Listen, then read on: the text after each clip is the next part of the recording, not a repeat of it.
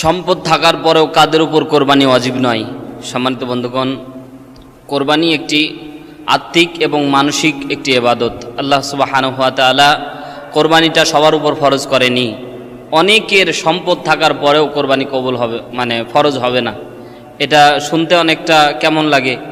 আসলে সম্পদ থাকলেই যে কোরবানি তার জন্য ওয়াজিব তা কিন্তু না। অনেক সম্পদশালী আছে যারা ঋণগ্রস্তের মধ্যে আছে। আমরা দেখি অনেক কোটিপতি মুহূর্তের ভিতরে তাদের সম্পদগুলি ঋণ খেলাপি অর্থাৎ ব্যাংকের অধীনে চলে যায়।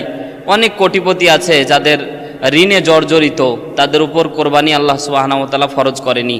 যারা ঋণগ্রস্ত হবে আল্লাহ সুবহানাহু ওয়া তাআলা তাদের উপর কোরবানি ওয়াজিব করেনি।